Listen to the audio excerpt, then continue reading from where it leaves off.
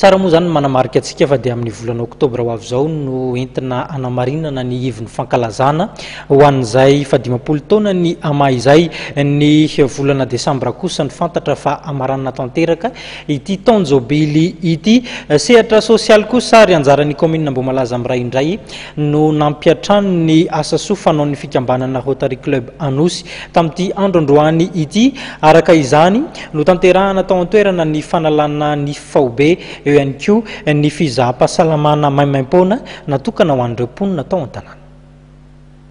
Mifototra amina tetikasa telo lehibe dia ny fanomezana hazavana azo avy amin'ny herin'ny masoandro ho an'ny toeram-pitsaboana tsy misy herinaratra, ny fizaham-pahasalamana maimaim-poana ary ny fanalana nify sy fitsaboana ny adivava ilay tetikasa fanilo izay hoentin'ny fikambanana Rotary Club Anosy analana fahasahiranana ny mponina.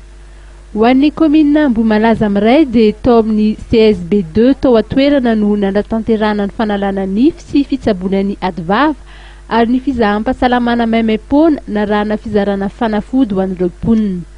Ankoatr'izay dia nanolotra fitaovana ilaina amin'ny fitsaboana ho an'ny tompom-pahasalamana ity ihany koa ny fikambanana mpanao asa soa. Mahasamihafa kely ny androany dia ny dokotera miara-miasa amin'ny Rotary Club Anosy androany dia ny dokotera na mipetraka eto amin'ny faritra Ambohimalaza na teraka Ambohimalaza izay mifanampy be tokoa miaraka amin'ny izao andro androany eto amin'ny Ambohimalaza izao. Fanampy amin'izay moa amin'ny paka projet fanilon'ny Rotary Club io Anosy io dia nanolotra ihany koa izay lit médicalisé zay filaza azy amin'ny zareo tontolon'ny fitsaboana, lit médicalisé roa sy fauteuil volant dia misy ihany koa béquille sy latabatra miaraka amin'ny fandriana lit médicalisé io latabatra spécial hitako toy ny fahitantsika an'ireny toeram-pitsaboana hôpitaly maro isan-karazan'ireny. Tratra ny tanjona tamin'ny andian'ny fahavalo amin'ilay tetikasa fanilo izay nitanterahana androany ity ary raha ny tapakandro maraina sy ny hetsika dia tafakatra 50 ireo olona nanala nify ary 100 teo eo ireo marary nozahana. Tsy hijanona hatreo ny asa sosialy tanterahan'ny fikambanana Rotary Club Anosy fa ho tohizana any amin'ny faritra aloatra indray izay ao aoriana kely ao.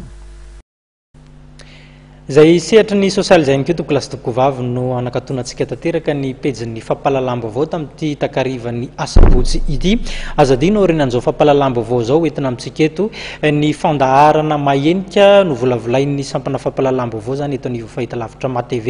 ary isan'ny lohahevitra goavana hodiniana ary hitondrana fanadihadiana amintsika ao anatin'izany ny makasika ilay hoe Madagasikara sopotry ny Océan Indiana. Azadino zany manaraka ity fandaharana ity ao aorianan'izao fampahalalam-baovao izao ny tena kosa mametraka ny veloma mandrapitafa ho amin'ny manaraka indray. Veloma tompoko.